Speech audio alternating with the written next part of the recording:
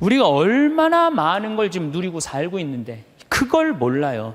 옛날에 왕은요, 여름에 얼음 좀 먹고 싶으면은 동빙고 서빙고 막 뛰어가서 그냥 막 얼음 갖다 바쳤어요. 근데 우리는 집집마다 냉장고에서 열면 얼음 다 있어요. 동빙고 서빙고 다 있어요. 옛날에 진시황보다, 옛날에 정조임금보다 우리가 훨씬 더 잘 사는 거예요. 그런데도 지금 감사하지 못하고 있다? 이건 정신적인 병이 들어있는 거예요. 짧은 시간 내에 남들은 100년 역사가 넘는데 우리는 겨우 30년, 40년 됐는데도요, 세계 4위 시장이에요. 4위 시장. 대단한 거예요. 텔레비전 잘 만들어요? 못 만들어요? 잘 만들어요. 2009년 기준으로 미국 LED 텔레비전 시장 90%가 한국 텔레비예요. 유럽에서는 뭐 내가 2004년인가 5년 갔을 때 이미 우리나라 LG가 거기 1위. 참 잘 만들어요. 파나소닉이라는 일본 텔레비전 회사가요, 한 달 전에 손들었어요. 텔레비 사업을 포기했어요. 뭐라고 포기했느냐면 우리는 삼성, LG 텔레비 따라갈 수가 없다. 그래서 우린 텔레비 사업을 포기한다. 차 잘 만들죠. 텔레비전 잘 만들죠. 배 잘 만들죠. 휴대폰 잘 만들죠. 반도체 잘 만들지. 우리가 땅이 넓어요. 그렇다고 자원이 많아요. 정말 국민들 똑똑한 거 하나로, 성실한 거 하나로 이렇게까지 올라왔으면 행복해야죠. 근데 왜 OECD 30개 국가 중에 행복 등수가 25등이냔 말이에요. 욕심이 너무 많아서 그래요. 여러분들 지금 누리고 있는 것에 대해서 감사하지 못해서 그래요. 욕심 많은 사람은 기쁘게도 못 살고 감사도 못 해요. 여러분들 마음 안에 지금 욕심을 조금만 버리면요, 정말로 행복하게 살 수 있어요. 그 다음에 여러분들 한류 많이 들어봤죠? 깜짝 놀랄 일이에요. 내가 일본에 가서 드라마를 보면요, 정말로 재미없어요. 정말로 재미없어요. 근데 우리나라 드라마 보면요, 정말 재밌어요. 어쩜 그렇게 잘 만들어, 드라마를. 저기 대장금을 내가 케냐 나이로비에 갔는데 거기서 나오더라고요. 중동에서 나오는 거 말할 것도 없고, 중동에서 대장금 할 때는 시청률이 90%라 아예 가게를 열 수가 없대. 사람이 돌아다니지 가게를 열지. 그러니까 사람이 없으니까 가게 사람들도 일찍 들어와서 다 보는 거예요. 그러니까 전 국민이 다 본다는 거예요. 참 대단하지 않아요? 그래서 대한민국이라는 거예요. 문화는요, 선진국이 끌고 가는 거예요. 그렇다면 이미 우리나라는 문화 선진국이 된 거예요. 그런데 왜 자살률이 세계 1위야? 15,430명이 2009년에 죽었어요. 1시간에 2명씩 뛰어내서 죽는 거예요. 이게 국민들이요, 돈도 많이 생겼고 문화도 높은데요, 정신적인 수준이 행복감, 만족감이 떨어지는 거예요. 이제 만족하고 살아야 되거든요. 근데 우리는 아직도 무슨 병이 들어있어? 1등병이 들어있는 거야. 아직도 1등병이 들어있는 거야. 아니, 나는 전교 1등은 들어봐도 전국 1등 하라고 아들 때리는 건 난 그게 이해가 안 가는 거예요. 전교 1등이라는 것도 꿈도 못 꾸는데 전국 1등을 안 한다고 아들을 야구 방망이로 때리고 골프채로 때리고, 이게 우리의 불행이에요. 여러분들 1등 한다고 행복해요? 출세한다고 행복해요? 여러분들 요즘 텔레비전 보면요, 다 감옥 가는 사람들이요, 출세하고 돈 많고 1등 하는 사람 다 감옥 가요. 그렇지 않아요? 여러분들은 감옥 가고 싶어도 보내주지도 않아요. 여러분 감옥 가고 싶어 보내주지도 않아. 출세한 사람들이 고통을 겪는 거예요. 제일 행복한 사람은요, 1 더하기 1은 2다. 하루하루를 성실하게 사는 사람은 나쁜 짓 안 하고 도둑질 안 하고 사기 안 치고 그리고 성실하게 사는 사람이 매일 일 끝나고 성당에 와서 평일 미사하고 저녁에 갖고 성서 읽고 그리고 주무시는 분들이 제일 행복한 분들이에요. 그래서 우리는 정말로 이제 감사하면서 살아야 된다. 감사하는 사람은요, 행복할 수 있어요. 그렇다면 우리가 이제 어떻게 하면 행복하게 살 수 있느냐, 그걸 말씀을 드리겠습니다.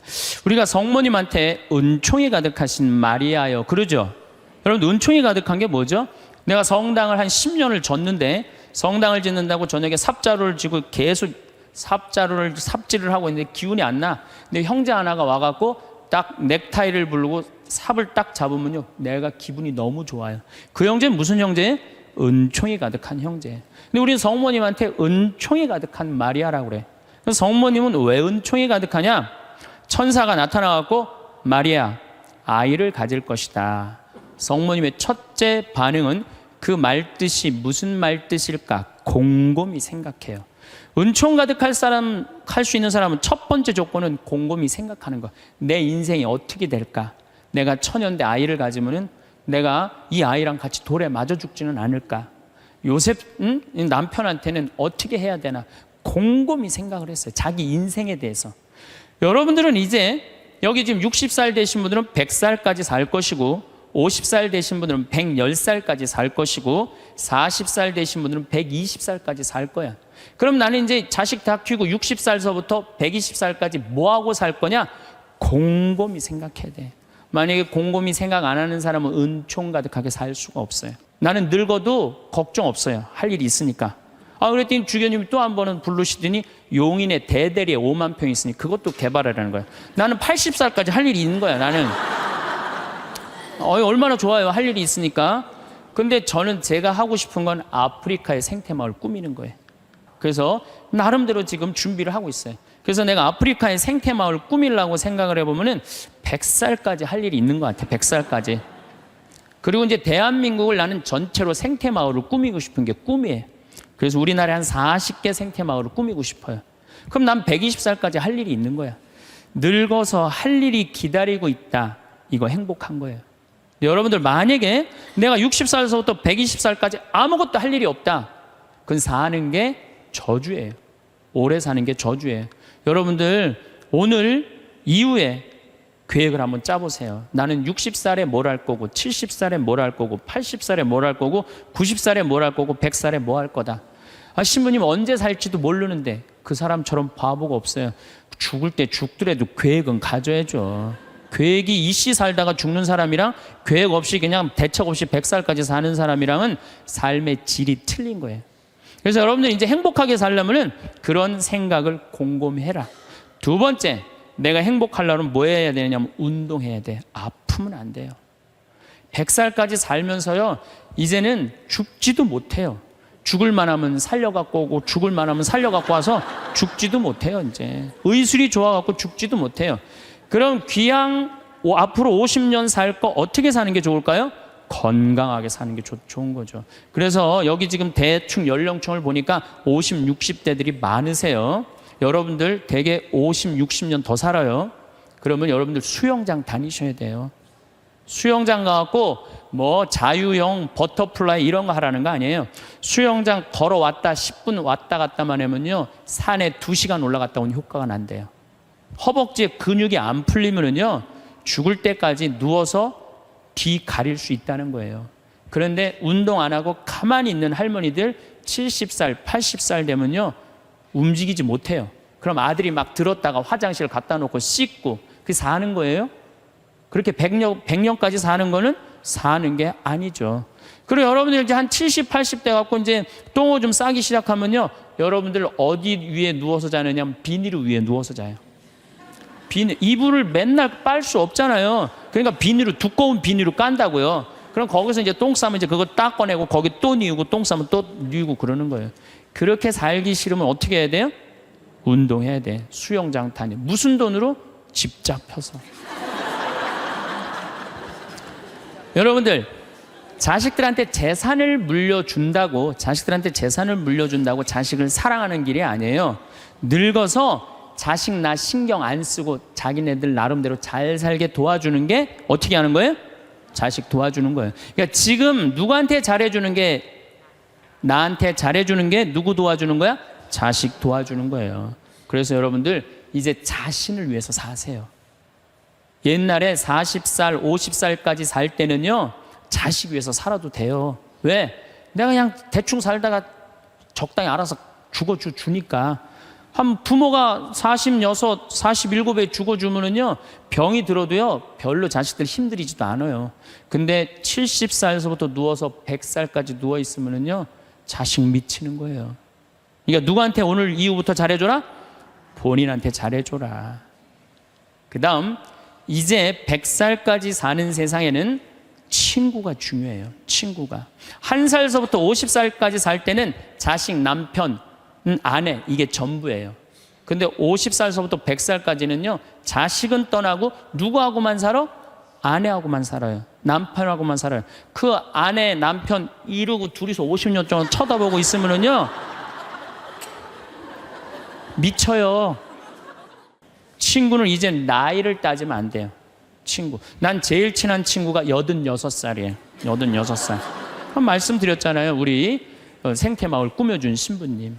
얼마나 나한테는 소중한 친구예요. 그래서 나는 그분 지금 우리 생태마을에 내가 집 져놓고 같이 모시고 살아요. 제가 일주일에 최소한 2-3번은 같이 식사를 해요. 얼마나 좋아요. 86살 되셔갖고 나하고 같이 밥 먹고. 난 또 72살 먹은 친구도 있어요. 여자친구예요, 여자친구. 친구는 나이가 많을수록 좋아요. 나이가 많으면 돈이 많아요. 돈이. 그래서 여러분들 나이 많은 친구 많이 사귀세요. 또 나는 또 7살짜리 여자친구도 있어요. 우리 생태마을에 부활절 때 성탄 때마다 꼭 와요. 너무 예뻐요. 미사 참여를 하면 천사예요. 천사. 하늘에서 내려준 천사. 그래서 작년에는 너무 예뻐서 내가 30만 원짜리 드레스를 강의 나올 때 사서 입혔어요. 너무 예쁘더라고요. 나이를 먹으면요, 입은 다물고요, 주머니는 열으라고 그랬어요. 나도 이제 주머니를 열 나이가 된 거예요. 친구를 사귀는데 돈을 아끼지 마세요. 자, 또 이제 행복하게 살려면 텔레비 시청을 제발 좀 줄여라. 이 텔레비전이 문제 중에 문제예요. 제가 보기에는 우리 할머니들 가끔 나한테 이래요. 신부님 잠이 안 와요. 이런 할머니들 아침부터 저녁까지 텔레비전 본 거예요. 텔레비전을 보면 몸의 95%를 쓰지 않는데요.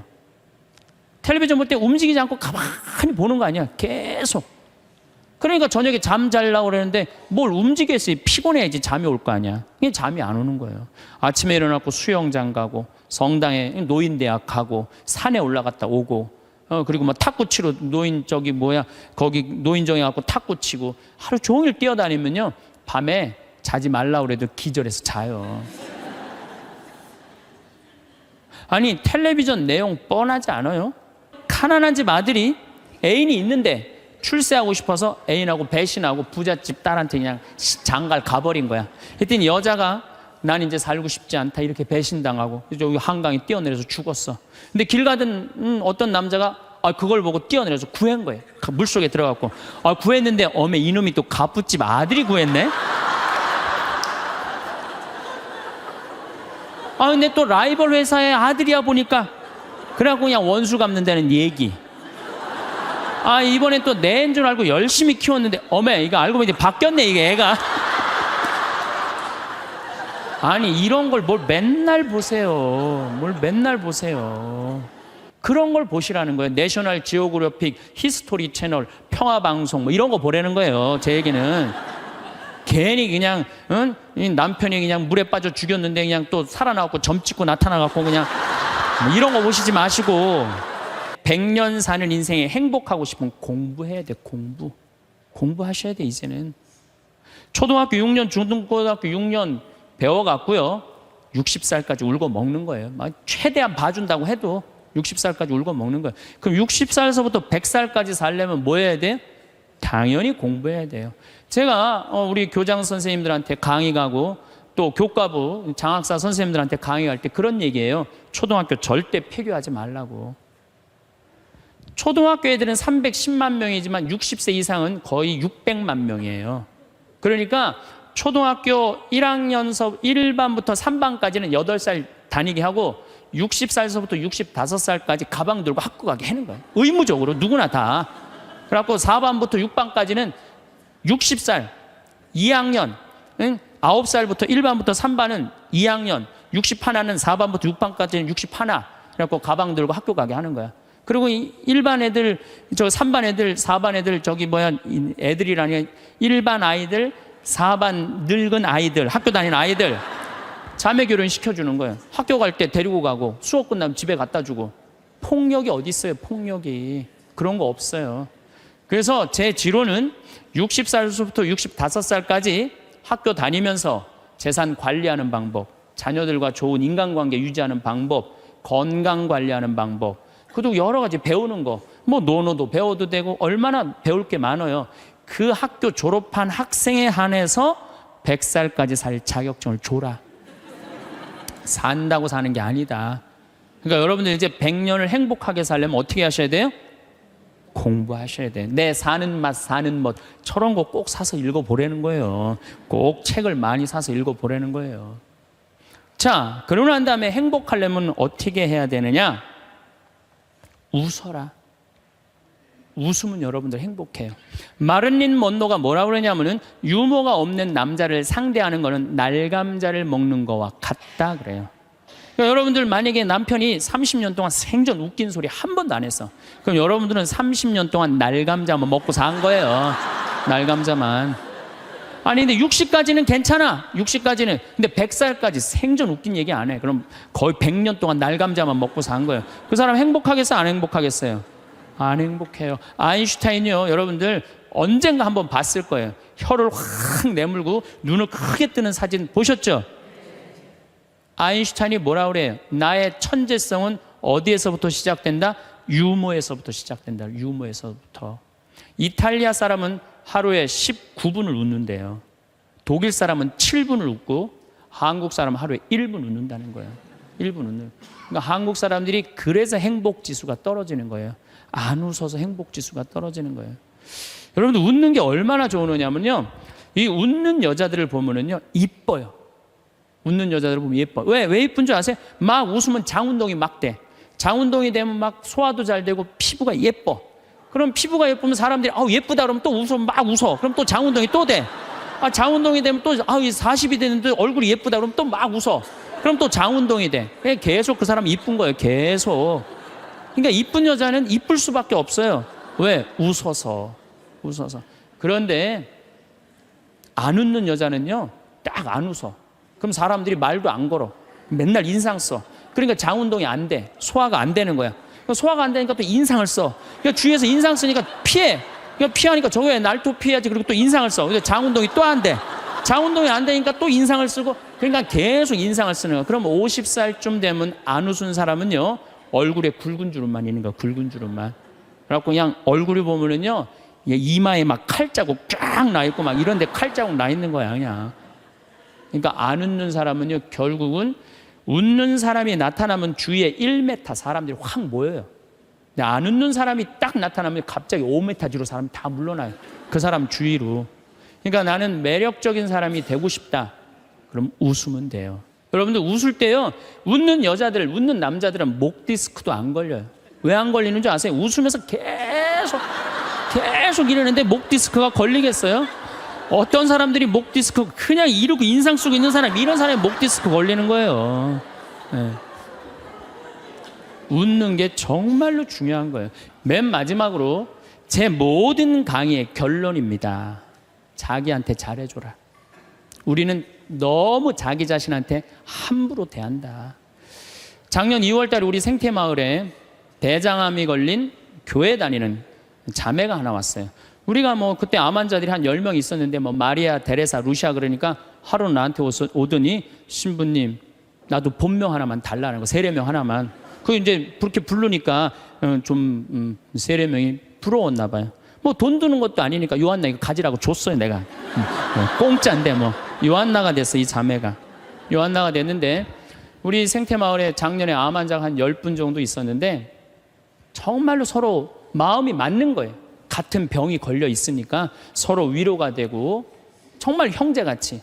매일 이 곤드레 밥 먹으러 다니고 꽁만두 먹으러 다니고 막국수 먹으러 다니고 산채 비빔밥 먹으러 다니고 회 먹으러 다니고 또 북한에서 또 그 조개 그거 아주 좋은 거 그것도 수입해다가 그것도 우리끼리 또 해서 먹고.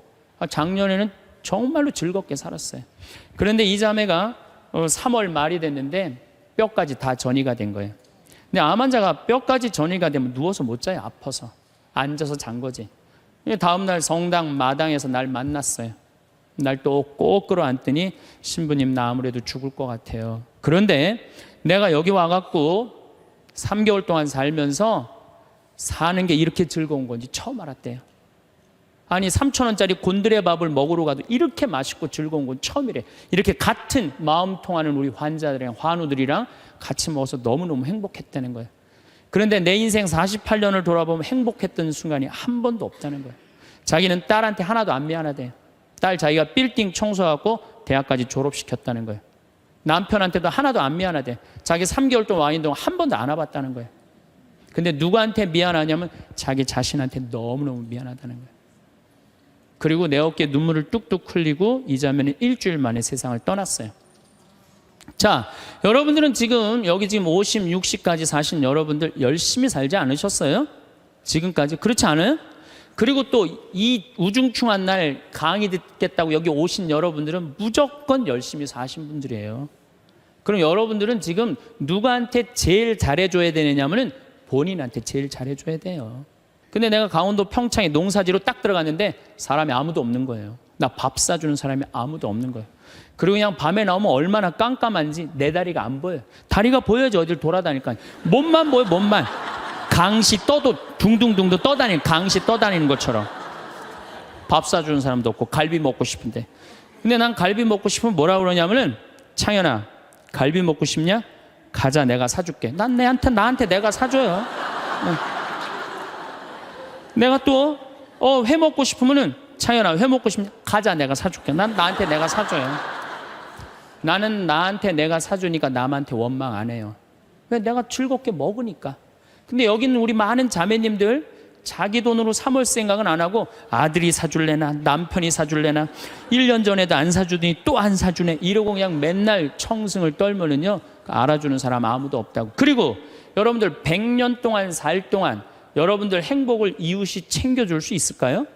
남편이 100년 동안 챙겨줄 수 있어요? 자식이 100년 동안 챙겨줄 수 있어요? 행복은 누가 챙기는 거냐면 내가 챙기는 거예요. 내가 나한테 행복할 수 있도록 해줘야 돼요.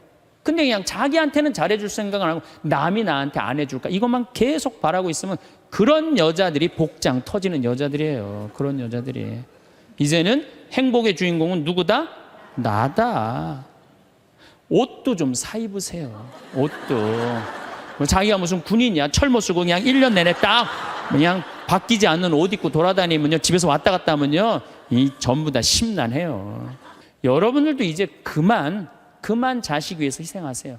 집 잡혀갖고 먹고 싶은 거, 입고 싶은 거, 여행 다니고 싶은 거 다 다니세요. 다 다니고 한 90살 때 이제 죽을 때쯤 통장에 500만 원 딱 남겨놓고 자식들 불러요. 부르고 이렇게 말하세요. 나는 행복했다. 하고 싶은 대로 다 해서. 니네들도 행복해라. 그리고 돌아가셔야 돼요. 참 예수님, 반갑습니다. 네. 이제 지난주에 이어서 항상 어떤 처지에든 감사하여에 대해서 말씀을 드리겠습니다. 여러분들 참 우리나라 행복한 나라예요. 우리나라처럼 살기 좋은 나라가 없어요. 우리가 6.25 전쟁 끝났을 때 우리나라가 어느 정도로 살았느냐면 세계 가난하기로 세계 6위였어요. IT 아시죠? 지난해 지진이 일어났던 IT하고 똑같았어요. 근데 지금 50년이 지난 지금 IT는 어떻게 삽니까? 정말로 거적대기 속에서 살아요. 그런데 50년이 지난 우리나라는 지금 어떻습니까?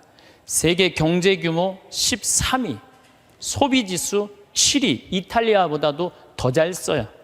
그리고 올해 1조 달러 경제 규모 1조 달러. 우리 어렸을 때는요 100억 달러 수출 맨날 그러고 자랐어요. 그거 배우고 자랐어요.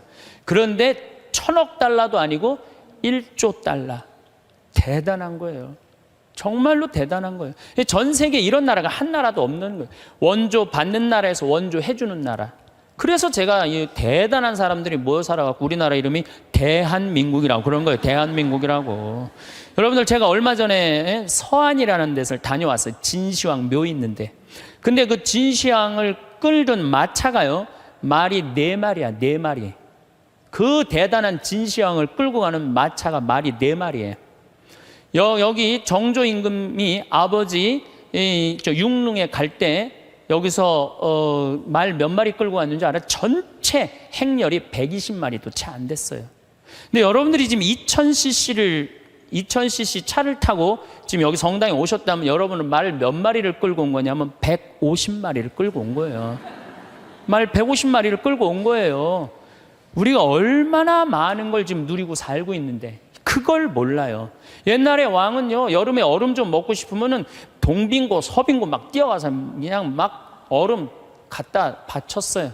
근데 우리는 집집마다 냉장고에서 열면 얼음 다 있어요. 동빙고 서빙고 다 있어요. 옛날에 진시황보다, 옛날에 정조임금보다 우리가 훨씬 더 잘 사는 거예요. 그런데도 지금 감사하지 못하고 있다? 이건 정신적인 병이 들어있는 거예요. 짧은 시간 내에 남들은 100년 역사가 넘는데 우리는 겨우 30년, 40년 됐는데도요, 세계 4위 시장이에요. 4위 시장. 대단한 거예요. 텔레비전 잘 만들어요? 못 만들어요? 잘 만들어요. 2009년 기준으로 미국 LED 텔레비전 시장 90%가 한국 텔레비예요. 유럽에서는 뭐 내가 2004년인가 5년 갔을 때 이미 우리나라 LG가 거기 1위. 참 잘 만들어요. 파나소닉이라는 일본 텔레비전 회사가요, 한 달 전에 손들었어요. 텔레비 사업을 포기했어요. 뭐라고 포기했느냐면 우리는 삼성, LG 텔레비 따라갈 수가 없다. 그래서 우리는 텔레비 사업을 포기한다. 차 잘 만들죠. 텔레비전 잘 만들죠. 배 잘 만들죠. 휴대폰 잘 만들죠. 반도체 잘 만들지. 우리가 땅이 넓어요. 그렇다고 자원이 많아요. 정말 국민들 똑똑한 거 하나로, 성실한 거 하나로 이렇게까지 올라왔으면 행복해야죠. 근데 왜 OECD 30개 국가 중에 행복 등수가 25등이냔 말이에요. 욕심이 너무 많아서 그래요. 여러분들 지금 누리고 있는 것에 대해서 감사하지 못해서 그래요. 욕심 많은 사람은 기쁘게도 못 살고 감사도 못 해요. 여러분들 마음 안에 지금 욕심을 조금만 버리면요, 정말로 행복하게 살 수 있어요. 여러분들 우리나라 국부의 원천은 어디에 있다고 생각하세요? 국부의 원천은 살림에 있어요. 살림에. 전 세계에서 잘 사는 나라의 첫 번째 조건은 살림입니다. 독일이 그렇고 일본이 그렇고 미국이 그래요. 우리나라가요, 살림 녹화가 유엔에서 뭐라고 그랬냐면은 개발도상 국가 중에 살림 녹화를 성공한 나라는 대한민국 하나라고 그래요. 우리 지금 여기 할머니들 어렸을 때 산 빨겠어요, 안 빨겠어요? 빨겠죠? 근데 지금 우리나라 산 어디를 다나나 파래요, 안 파래요? 정말로 파래요. 이거 돌아간 박정희 대통령, 또 현신규 박사라고 있어요. 여러분들 은사시나무 들어봤죠? 그걸 현사시나무라고 그래요. 현신규 박사 성을 따서 아예 나무 이름을 현씨로 바꾼 거예요. 그만큼 그 나무에 대단한 우리나라 과학자가 있어요. 그 다음에 뭐 옛날에 이 산림청이 원래는 농림부에 있어야 되는데 우리나라는 산림청을 내무부에 넣어버렸어요. 왜 내무부에 넣느냐면 그 갈비 긁어가면은 그 사법권 행사하려고. 세계적으로 그런 예가 하나도 없다는 거예요. 그만큼 산림 녹화의 의지가 강했던 거예요. 지금 60대, 70대 되신 우리 할머니, 할아버지들이 사방공사 다 하고 맨날 가서 식목일에 나무 심고 이래서 이 나라가 이렇게 잘 살게 된 거예요. 우리나라가 언제부터 산림 녹화가 끝나냐면 1980년에 산림 녹화가 끝나. 그때부터 경제 성장 시작한 거예요. 제대로 된 성장. 이렇게 산이 풍요로운 나라가 없어요. 근데 국민들이 안 행복해. 그 기가 막힌 산을 보고도.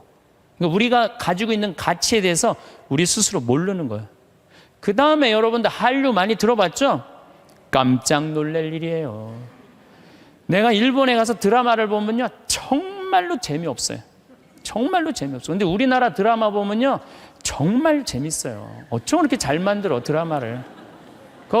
저기 대장금을 내가 케냐 나이로비에 갔는데 거기서 나오더라고요.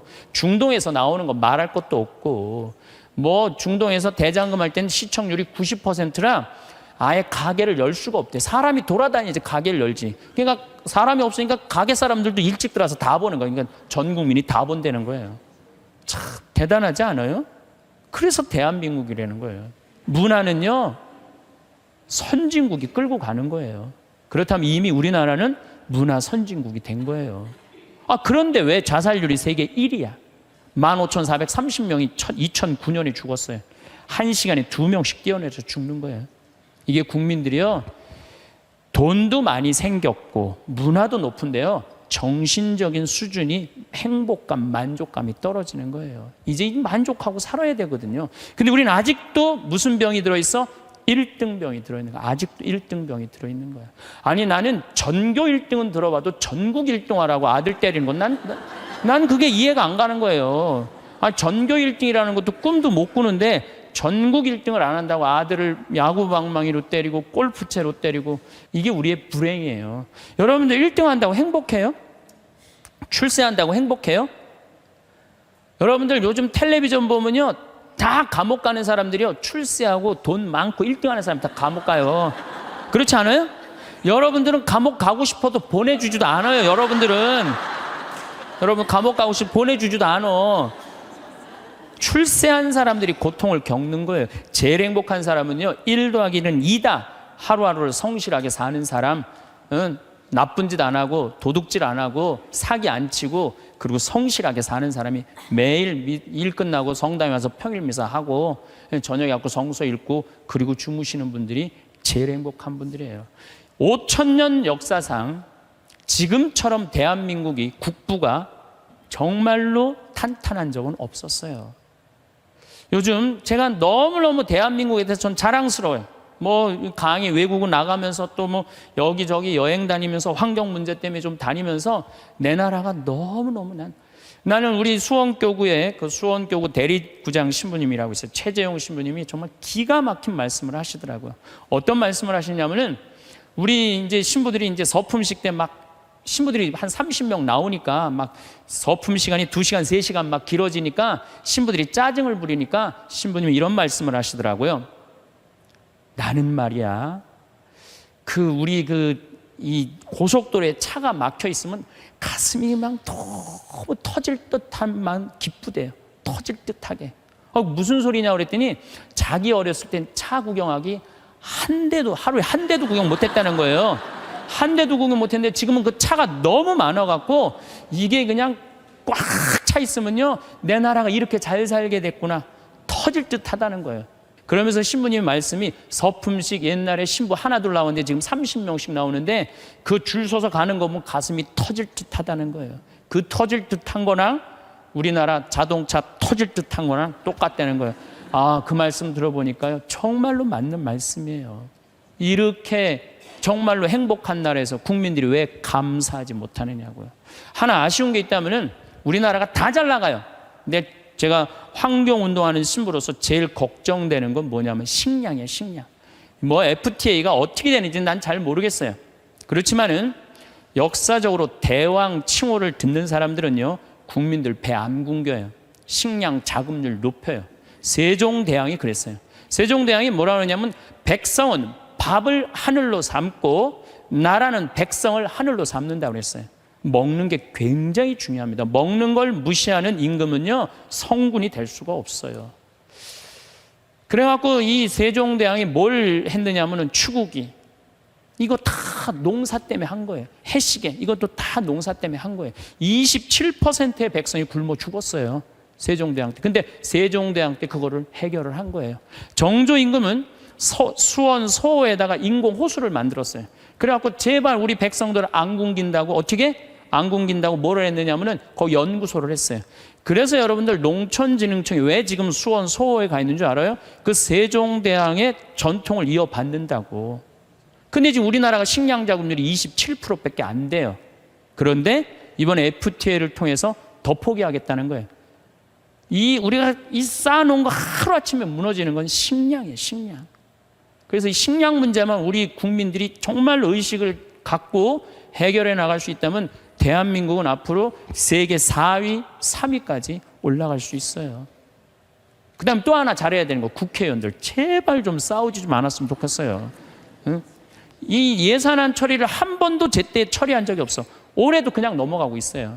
국민들은 너무 잘하는데, 국민들은 너무 대단한데, 우리 국회는 세계 5대 최악의 국회라고 선정이 됐으니 이게 참 안타까운 거죠. 내가 여의도 와서 강의해서 하는 소리에 저기다 대고 지금. 예. 그래서 우리는 정말로 이제 감사하면서 살아야 된다. 감사하는 사람은요, 행복할 수 있어요. 그렇다면은 우리가 이제 어떻게 하면 행복하게 살 수 있느냐, 그걸 말씀을 드리겠습니다. 우리가 성모님한테 은총이 가득하신 마리아여 그러죠. 여러분, 은총이 가득한 게 뭐죠? 내가 성당을 한 10년을 졌는데 성당을 짓는다고 저녁에 삽자루를 쥐고 계속 삽질을 하고 있는데 기운이 안 나. 근데 형제 하나가 와갖고 딱 넥타이를 부르고 삽을 딱 잡으면요, 내가 기분이 너무 좋아요. 그 형제는 무슨 형제예요? 은총이 가득한 형제. 근데 우리는 성모님한테 은총이 가득한 마리아라고 그래. 그래서 성모님은 왜 은총이 가득하냐? 천사가 나타나갖고 마리아, 아이를 가질 것이다. 성모님의 첫째 반응은 그 말뜻이 무슨 말뜻일까? 곰곰이 생각해요. 은총 가득할 사람, 할 수 있는 사람은 첫 번째 조건은 곰곰이 생각하는 거. 내 인생이 어떻게 될까? 내가 처녀인데 아이를 가지면은 내가 이 아이랑 같이 돌에 맞아 죽지는 않을까? 요셉 남편한테는 어떻게 해야 되나? 곰곰이 생각을 했어요. 자기 인생에 대해서. 여러분들은 이제 여기 지금 60살 되신 분들은 100살까지 살 것이고, 50살 되신 분들은 110살까지 살 것이고, 40살 되신 분들은 120살까지 살 거야. 그럼 나는 이제 자식 다 키우고 60살서부터 120살까지 뭐하고 살 거냐? 곰곰이 생각해야 돼. 만약에 곰곰이 생각 안 하는 사람은 은총 가득하게 살 수가 없어요. 저는 신학생 때 이런 생각을 했어요. 우리가 지금 성당 건물 짓는 것만 중요한 게 아니다. 앞으로 주 5일제가 되면은 교우들은 바깥으로 나간다. 2만 달러가 넘으면 거의 선진국이 예를 들어보면 전부 주일미사 안 하고 다 놀러 나간다.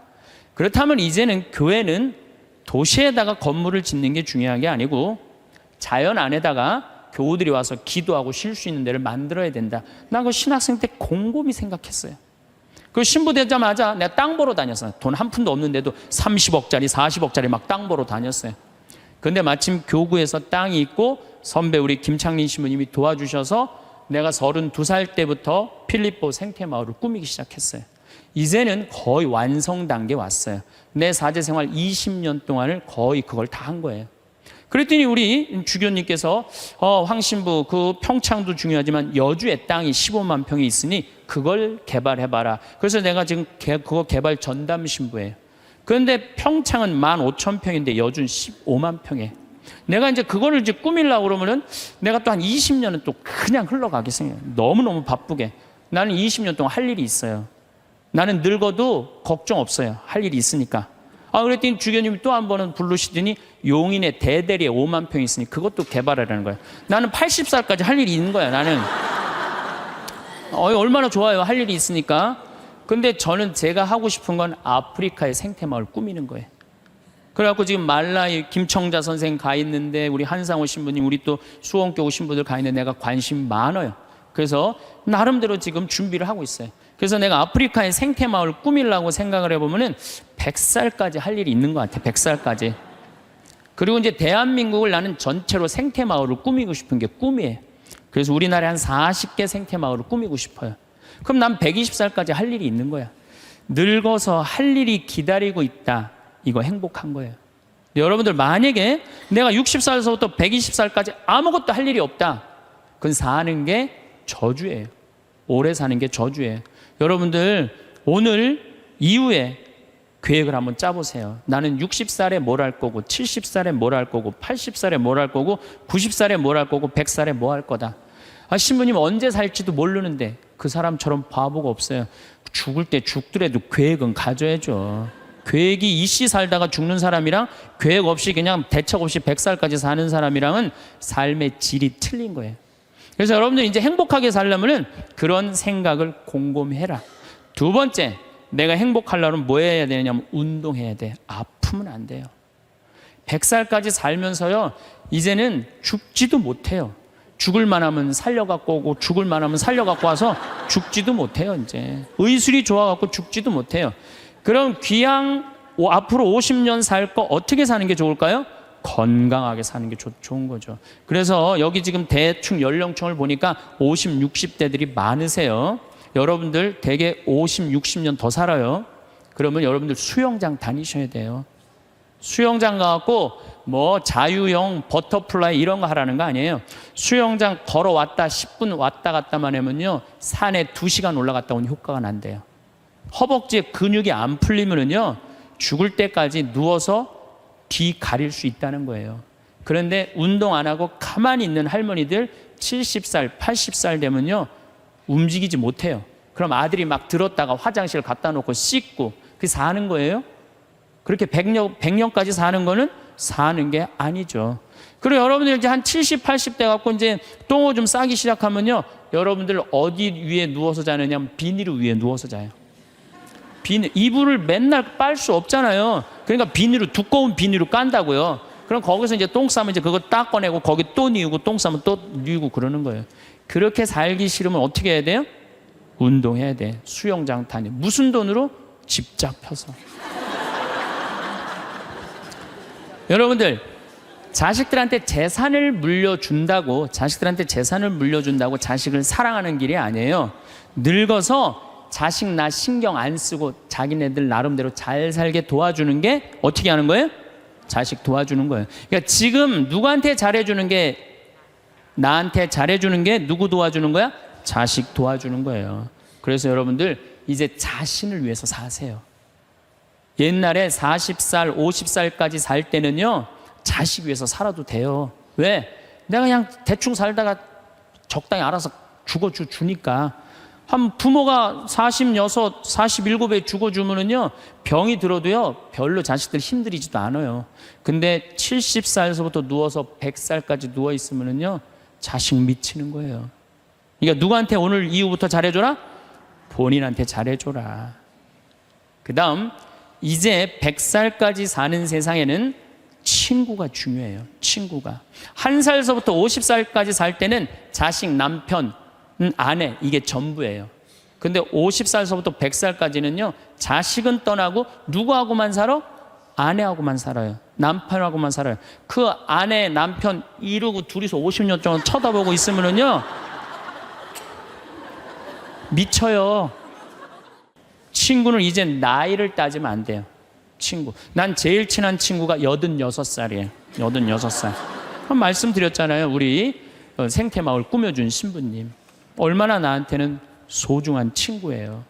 그래서 나는 그분 지금 우리 생태마을에 내가 집 져놓고 같이 모시고 살아요. 제가 일주일에 최소한 2-3번은 같이 식사를 해요. 얼마나 좋아요. 86살 되셔갖고 나하고 같이 밥 먹고. 난 또 72살 먹은 친구도 있어요. 여자친구. 친구는 나이가 많을수록 좋아요. 나이가 많으면 돈이 많아요. 돈이. 그래서 여러분들 나이 많은 친구 많이 사귀세요. 또 나는 또 7살짜리 여자친구도 있어요. 우리 생태마을에 부활절 때 성탄 때마다 꼭 와요. 너무 예뻐요. 미사 참여하면 천사예요. 천사. 하늘에서 내려준 천사. 그래서 작년에는 너무 예뻐서 내가 30만 원짜리 드레스를 강의 나올 때 사서 입혔어요. 너무 예쁘더라고요. 나이를 먹으면요, 입은 다물고요, 주머니는 열으라고 그랬어요. 나도 이제 주머니를 열 나이가 된 거예요. 친구를 사귀는데 돈을 아끼지 마세요. 친구를 사귀는데 아낌없이. 돈보다 더 소중한 건 친구예요. 제가 어제 상지대학에 교수님들한테 강의를 갔는데 교수님 한 분이 강의 끝나고 오셨어요. 신부님, 나머지는 다 신부님 하는 대로 내가 잘 사는데 친구가 없네요. 내가 은퇴를 했는데 너무 혼자 있는 게 힘들다는 거예요. 여러분들 부부싸움을 했어. 내가 정말 이 집에서 정말로 더럽고 치사해서 내가 못 산다. 자매님들 저녁 10시에 보따리 싸들고 나왔어. 딱 나왔을 때 친구한테 전화해갖고, 친구야, 나 지금 보따리 싸갖고 나왔거든. 나 좀 재워줘라 라고 전화할 수 있는 친구 3명 있느냐? 있으세요? 그 집에 남편도 있고 자식도 있고 그런데 그 집에 가서 남편 딴 방에 가서 자라고 그러고 그 친구랑 잘 수 있는 친구 3명이 있어요? 차라리 찜질방 가서 자는 게 낫지. 응? 그런 친구 3명이 있어야 된다는 거예요. 저는 우리 생태마을이 올해도 한 3만 5천 명이 왔어요. 사람들이 왜 이렇게 많이 오느냐고 그래요. 또 주교님들도 그렇게 물어보세요. 이렇게 운영이 잘 되느냐고. 다른 교구 주교님들이. 저는 친구 때문에 그래요. 저는 우리 수원교구 신부가 400명이에요. 그럼 내가 농약 안 친 배추를 해갖고 제일 먼저 김장을 담아갖고 누구한테 보내주느냐 하면 우리 신부들한테 다 보내줘요. 왜? 신부한테는 신부가 최고 아니에요. 다 보내줘요. 그럼 농약 안 친 배추로 내가 선물로 하는 거예요. 또 청국장 가루, 이거 참 좋거든요. 사나이가 갑바가 있어야지 맞아요. 그리고 내가 하나씩 한 통씩 다 보내줘요. 그러니까 5년 동안 우리 수원교구 신부들은 나한테 매년 뭐 감자, 옥수수, 뭐 된장, 뭐 청국장, 김장 선물로 받는 거예요. 그러니까 1월 달에 주일학교 선생들이 신부님 우리 주일학교 여름에 어디로 보낼까요? 평창. 나한테 얻어먹은 게 얼만데. 레지오 야외 어디로 보낼까요? 평창. 기브 앤드 테이크예요. 나는 친구가 목사님 친구들도 많고 스님 친구들도 많아요. 그래서 그냥 목사님들이 놀러 오라고, 스님들이 저 지리산 스님 꼭 놀러 오라고. 근데 시간이 너무 없는 거야. 나 그 친구들 다 만나러 다니려면 200살 살아도 모자라 지금. 친구가 많은 거는요, 너무너무 할 일이 많은 거예요. 친구들하고는 어울려 지내는 게 얼마나 즐거워요. 그렇죠? 여러분들 지금부터라도 친구를 사귀세요. 친구는 3가지를 따지면 안 돼요. 나이, 지위, 재산. 이거 다 무시하고, 그 3가지를 무시하고 사람 대 사람으로. 그래서 여러분들 멘토가 필요한 거. 멘토가 나의 삶에 정신적으로 나를 이끌어 줄 수 있는 멘토가 꼭 필요한 거예요. 난 아무도 없다. 그런 사람들이 자살하고 그런 사람들이 험악한 일을 딱 당하는 거죠. 그래서 우리가 이제 100년 사는 인생에는 자식만 전부가 아니고 남편, 아내가 전부가 아니고 누가 중요하다? 친구가 아주 중요하다. 자, 또 이제 행복하게 살려면 텔레비 시청을 제발 좀 줄여라. 이 텔레비전이 문제 중에 문제예요. 제가 보기에는 우리 할머니들 가끔 나한테 이래요. 신부님 잠이 안 와요. 이런 할머니들 아침부터 저녁까지 텔레비전 본 거예요. 텔레비전을 보면 몸의 95%를 쓰지 않는데요. 텔레비전 볼 때 움직이지 않고 가만히 보는 거 아니야. 계속. 그러니까 저녁에 잠 자려고 그러는데 뭘 움직였어요. 피곤해야지 잠이 올 거 아니야. 그게 잠이 안 오는 거예요. 아침에 일어나고 수영장 가고, 성당에 노인대학 가고, 산에 올라갔다 오고, 그리고 뭐 탁구 치러 거기 노인정에 가고 탁구 치고, 하루 종일 뛰어다니면요, 밤에 자지 말라고 그래도 기절해서 자요. 아니, 텔레비전 내용 뻔하지 않아요? 가난한 집 아들이 애인이 있는데 출세하고 싶어서 애인하고 배신하고 부잣집 딸한테 그냥 장갈 가버린 거야. 그랬더니 여자가 난 이제 살고 싶지 않다 이렇게 배신당하고 여기 한강에 뛰어내려서 죽었어.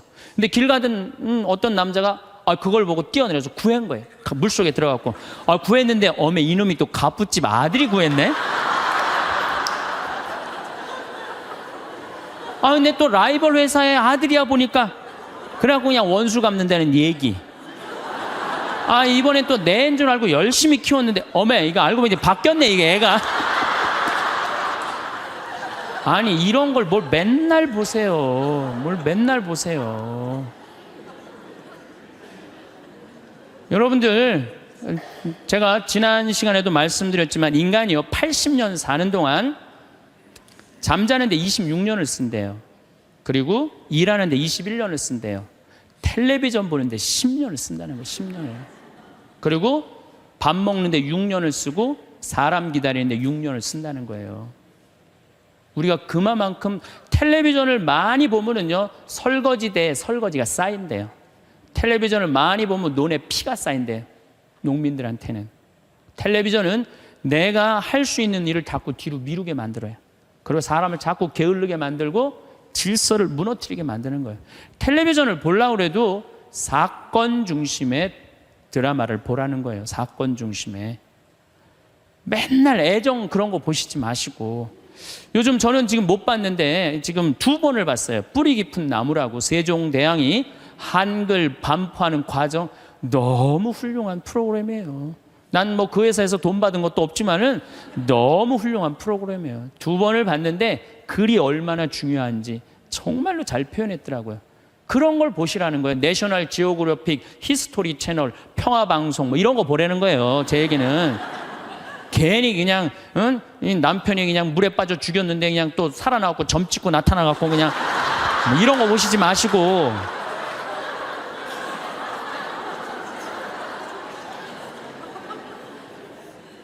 그래서 우리가 텔레비전이 굉장히 유익한 거예요. 근데 그걸 활용할 줄 몰라요. 아침부터 무작정 보는 거예요. 무작정. 네. 그래서 텔레비전을 많이 보면 치매에 걸릴 확률이 굉장히 높다는 거예요. 움직이지 않으니까. 움직이지 않으니까. 그래서 여러분들 저한테 많은 분들이 신부님 그렇게 바쁜데 언제 책을 3권이나 쓰시느냐고. 텔레비전만 안 보면 돼요. 텔레비전을 안 보고 4시간 하루에 투자하면은요 1년만 책상에 앉아있으면 책 한 권 나와요. 그 시간 텔레비전 보는 시간인데 그것만 안 보면은 책이 한 권 나오는 거예요. 그래서 여러분들도 앞으로 50년 동안 어떻게 텔레비전만 보고 살겠어요. 그래서 이제 100년 사는 인생에 행복하고 싶으면 공부해야 돼. 공부하셔야 돼. 이제는 초등학교 6년 중등고등학교 6년 배워갖고요 60살까지 울고 먹는 거예요. 최대한 봐준다고 해도 60살까지 울고 먹는 거예요. 그럼 60살에서부터 100살까지 살려면 뭐 해야 돼? 당연히 공부해야 돼요. 제가 우리 교장 선생님들한테 강의 가고 또 교과부 장학사 선생님들한테 강의할 때 그런 얘기예요. 초등학교 절대 폐교하지 말라고. 초등학교 애들은 310만 명이지만 60세 이상은 거의 600만 명이에요. 그러니까 초등학교 1학년서 1반부터 3반까지는 8살 다니게 하고 60살서부터 65살까지 가방 들고 학교 가게 하는 거예요. 의무적으로 누구나 다. 그래갖고 4반부터 6반까지는 60살 2학년 9살부터 1반부터 3반은 2학년 61는 4반부터 6반까지는 61 그래갖고 가방 들고 학교 가게 하는 거야. 그리고 1반 애들, 3반 애들, 4반 애들, 애들이라니 1반 아이들, 4반 늙은 아이들, 학교 다니는 아이들 자매 결혼 시켜주는 거예요. 학교 갈 때 데리고 가고 수업 끝나면 집에 갖다 주고. 폭력이 어디 있어요? 폭력이. 그런 거 없어요.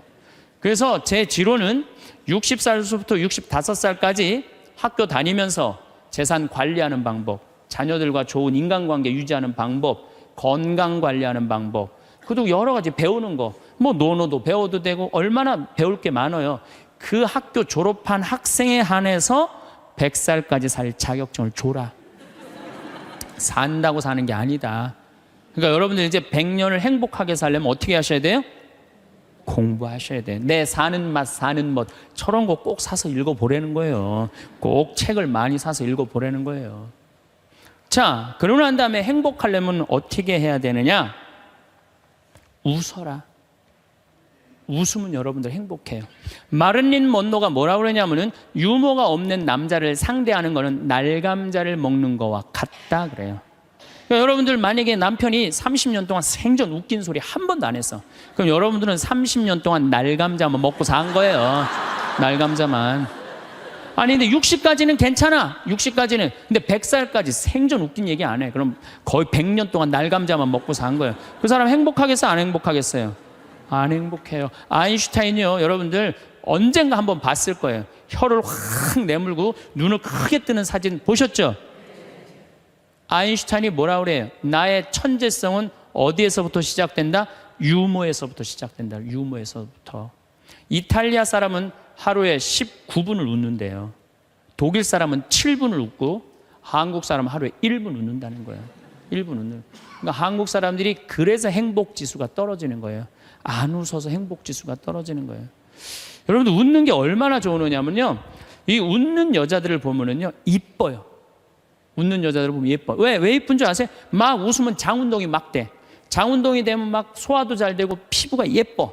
그럼 피부가 예쁘면 사람들이 예쁘다 그러면 또 웃어. 막 웃어. 그럼 또 장운동이 또 돼. 장운동이 되면 또 40이 되는데 얼굴이 예쁘다 그러면 또 막 웃어. 그럼 또 장운동이 돼. 계속 그 사람이 이쁜 거예요. 계속. 그러니까 이쁜 여자는 이쁠 수밖에 없어요. 왜? 웃어서. 그런데 안 웃는 여자는요, 딱 안 웃어. 그럼 사람들이 말도 안 걸어. 맨날 인상 써. 그러니까 장운동이 안 돼. 소화가 안 되는 거야. 소화가 안 되니까 또 인상을 써. 그러니까 주위에서 인상 쓰니까 피해. 그러니까 피하니까 저거 왜 날 또 피해야지. 그리고 또 인상을 써. 근데 장운동이 또 안 돼. 장운동이 안 되니까 또 인상을 쓰고. 그러니까 계속 인상을 쓰는 거야. 그럼 50살쯤 되면 안 웃은 사람은요, 얼굴에 굵은 주름만 있는 거야. 굵은 주름만. 그래갖고 그냥 얼굴을 보면은요, 이마에 막 칼자국 쫙 나 있고 막 이런데 칼자국 나 있는 거야 그냥. 그러니까 안 웃는 사람은요, 결국은 웃는 사람이 나타나면 주위에 1m 사람들이 확 모여요. 근데 안 웃는 사람이 딱 나타나면 갑자기 5m 뒤로 사람이 다 물러나요. 그 사람 주위로. 그러니까 나는 매력적인 사람이 되고 싶다. 그럼 웃으면 돼요. 여러분들, 사람은 520개의 근육이 있는데 마라톤을 할 땐 15개가 움직이는데 웃을 땐 230개가 움직인대요. 그러니까 그렇게 좋은 거예요. 여러분들 웃을 때요, 웃는 여자들, 웃는 남자들은 목 디스크도 안 걸려요. 왜 안 걸리는 줄 아세요? 웃으면서 계속 이러는데 목 디스크가 걸리겠어요? 어떤 사람들이 목 디스크 그냥 이러고 인상 쓰고 있는 사람, 이런 사람이 목 디스크 걸리는 거예요. 네. 웃는 게 정말로 중요한 거예요. 그래서 좀 유머를 좀 해라. 내가 전 시간에 유머 그거 하나 했죠. 예, 재미난 거 하나 했죠. 기억 안 나세요? 지금 또 재미난 유머 하나 할게요. 2개 할게요. 2개. 이 토끼의 집념이라는 유머예요. 이제까지는 강의고 지금은 유머예요. 토끼가 하루는 약국에 딱 들러가고 아저씨 당근 있어요? 딱 그랬어요. 그때 약사가 토끼가 약국에서 당근을 찾으니까 기분이 나쁘단 말이에요. 약국엔 당근 없다 딱 그랬어요. 알았어요. 그리고 갔어요. 다음날 또 토끼가 또 왔어요. 아저씨 당근 있어요? 이놈 새끼 약국이 당근 없다는데 왜 자꾸 찾아오느냐고. 알았어요. 그리고 또 갔어요. 다음날 토끼가 또 왔어요. 아저씨 당근 있어요? 너 한 번만 더 약국에 와서 당근 찾으면 가위로 잘라버린다. 네 귀 딱 그랬어요. 알았어요. 그리고 갔어요. 다음날 토끼가 또 왔어요. 아저씨 가위 있어요? 그러니까 약국에 무슨 가위가 있느냐? 그러니까 이 토끼 하는 말이 아저씨 그럼 당근 있어요? 그러더래요.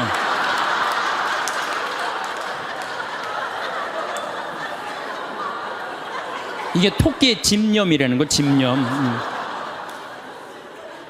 내가 유머를 한두 개는 좀 알아갖고 유머를 하는 건 상당히 여유로운 거예요. 또 하나 재미난 얘기 해드릴게요.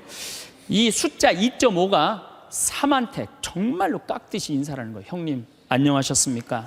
3이 너무 기분 좋은 거예요. 겨우 0.5밖에 차이가 안 나는데도 깍듯이 인사를 하니까 그냥 늘 그렇게 깍듯이 하는데 어느 날 갑자기 2.5가 딱 오더니 야 3 일로 와봐 딱 그러는 거예요. 깜짝 놀란 이놈이 미쳤나? 너 미쳤냐? 그러니까 왜? 나 지금 점 빼고 왔는데 너 왜 그러냐? 딱 그러더래요.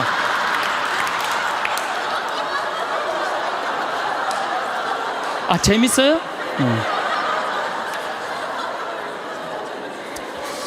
우리가 살면서 유머라는 것은 분위기를 굉장히 부드럽게 만들어줘요. 그래서 여러분들 좀 삶에 여유가 있는 사람, 이런 사람들이 유머를 잘 할 수가 있는 거예요. 그러면 집안 분위기도 좋고 온 집안이 인상을 쓰고 있어봐요. 그거 좋겠어요. 그래서 항상 웃어라. 행복하고 싶으면. 그리고 귀양 100년 사는 거 웃으면서 살면 좋지 않겠어요? 네. 웃는 사람. 그래서 일소라고 그러는 거예요. 한 번 화내면 한 번 늙고 한 번 웃으면 한 번 젊어진다. 그게 장운동 때문에 그런 거예요. 장운동 때문에. 그래서 여러분들 행복하게 살고 싶으면 어떻게 하시면 돼요? 웃으시면 돼요. 자, 맨 마지막으로 제 모든 강의의 결론입니다. 자기한테 잘해줘라. 우리는 너무 자기 자신한테 함부로 대한다. 작년 2월 달에 우리 생태마을에 대장암이 걸린 교회 다니는 자매가 하나 왔어요. 우리가 그때 암 환자들이 한 10명 있었는데 마리아, 테레사, 루시아 그러니까 하루는 나한테 오더니 신부님 나도 본명 하나만 달라는 거. 세례명 하나만. 그 이제 그렇게 부르니까 좀 세례명이 부러웠나 봐요. 돈 드는 것도 아니니까 요한나 이거 가지라고 줬어요 내가.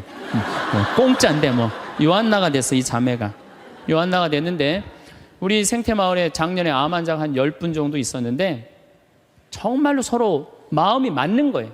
같은 병이 걸려 있으니까 서로 위로가 되고 정말 형제같이.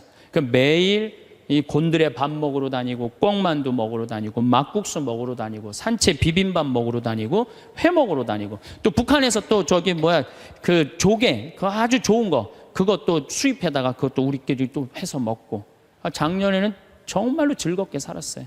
그런데 이 자매가 3월 말이 됐는데 뼈까지 다 전이가 된 거예요. 근데 암 환자가 뼈까지 전이가 되면 누워서 못 자요. 아파서. 앉아서 잔 거지. 다음날 성당 마당에서 날 만났어요.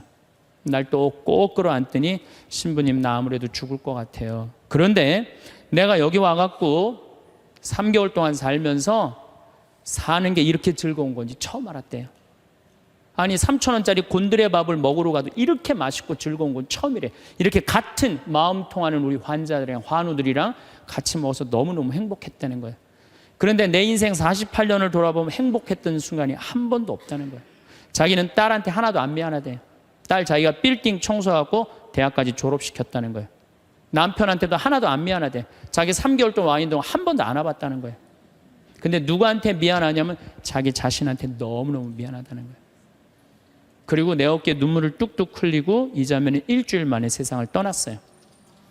자, 여러분들은 지금 여기 지금 50, 60까지 사신 여러분들 열심히 살지 않으셨어요? 지금까지 그렇지 않아요? 그리고 또 이 우중충한 날 강의 듣겠다고 여기 오신 여러분들은 무조건 열심히 사신 분들이에요. 그럼 여러분들은 지금 누구한테 제일 잘해줘야 되느냐면은 본인한테 제일 잘해줘야 돼요. 나는 본당 신부 10년 할 동안 교우들이 정말로 잘해줬어요. 뭐 애 생기면 애 생겼다고 밥 사주고, 애 낳으면 애 낳았다고 밥 사주고, 뭐 그냥 정말로 그냥 건수가 얼마나 많은지 몰라요. 근데 내가 강원도 평창에 농사지로 딱 들어갔는데 사람이 아무도 없는 거예요. 나 밥 사주는 사람이 아무도 없는 거예요. 그리고 그냥 밤에 나오면 얼마나 깜깜한지 내 다리가 안 보여요. 다리가 보여야지 어딜 돌아다니까. 몸만 보여, 몸만. 강시 떠도 둥둥둥도 떠다니는, 강시 떠다니는 것처럼. 밥 사주는 사람도 없고 갈비 먹고 싶은데. 근데 난 갈비 먹고 싶으면 뭐라 그러냐면은, 창현아 갈비 먹고 싶냐? 가자, 내가 사줄게. 난 나한테 내가 사줘요. 내가 또 회 먹고 싶으면은, 창현아 회 먹고 싶냐? 가자, 내가 사줄게. 난 나한테 내가 사줘요. 나는 나한테 내가 사주니까 남한테 원망 안 해요. 왜? 내가 즐겁게 먹으니까. 근데 여기는 우리 많은 자매님들 자기 돈으로 사 먹을 생각은 안 하고 아들이 사줄래나 남편이 사줄래나 1년 전에도 안 사주더니 또 안 사주네 이러고 그냥 맨날 청승을 떨면은요, 알아주는 사람 아무도 없다고. 그리고 여러분들 100년 동안 살 동안 여러분들 행복을 이웃이 챙겨줄 수 있을까요? 남편이 100년 동안 챙겨줄 수 있어요? 자식이 100년 동안 챙겨줄 수 있어요? 행복은 누가 챙기는 거냐면 내가 챙기는 거예요. 내가 나한테 행복할 수 있도록 해줘야 돼요. 근데 그냥 자기한테는 잘해줄 생각 안 하고 남이 나한테 안 해줄까 이것만 계속 바라고 있으면 그런 여자들이 복장 터지는 여자들이에요. 그런 여자들이. 이제는 행복의 주인공은 누구다? 나다.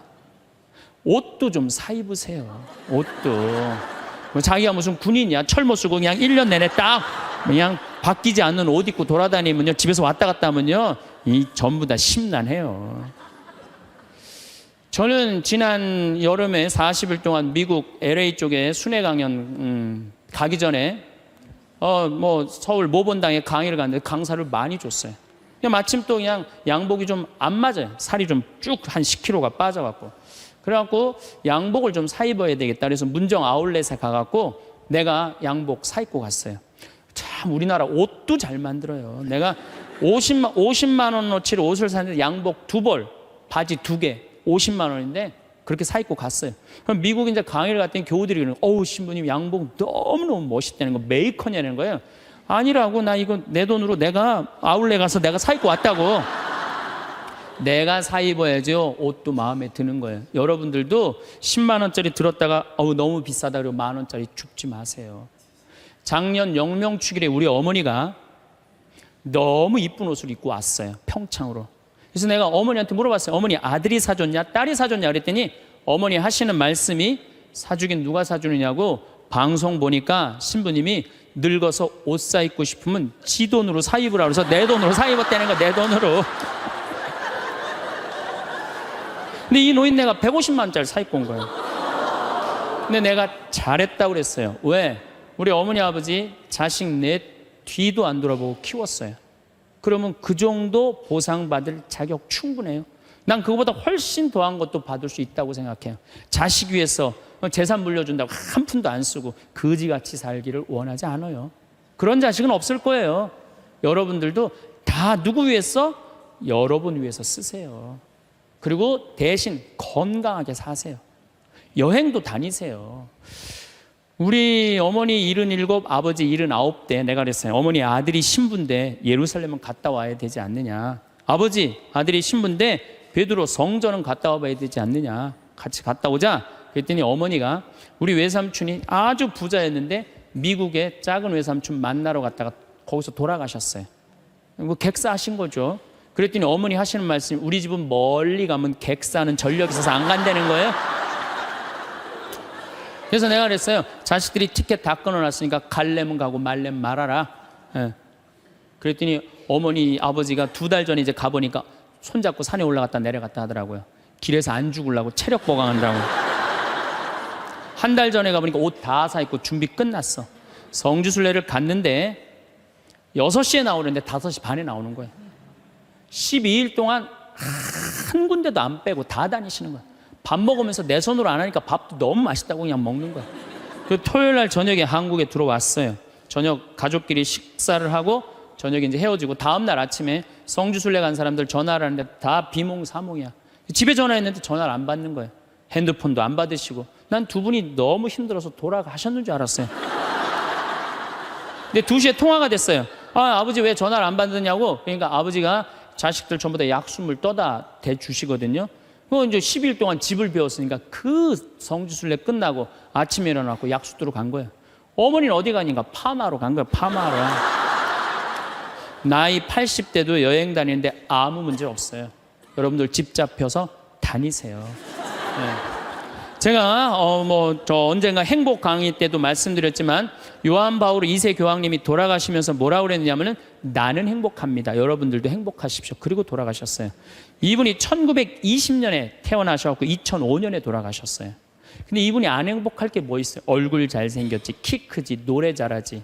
언어는 11개 언어를 자유자재로 했어요. 그리고 오상 받으신 비오 신부님이 뭐라고 그랬냐면 저분은 교황 될 분이라고. 신부 되자마자 주교되고, 주교되자마자 추기경 되고, 추기경 되자마자 교황 됐어요. 1981년에 교황이 돼서 2005년까지 24년 동안 교황 자리에 있었어요. 근데 이분 그렇게 청승 떨면서 안 살았어요. 하고 싶은 대로 하고 살았어요. 얼마나 하고 싶은 대로 하고 살았느냐면은 시성식을 2000년 동안 교황청에서만 했거든요. 근데 이분은 뭐라고 그랬냐면 나는 나가서 한다. 누가 교황청에서 하라고 누가 정해놨느냐?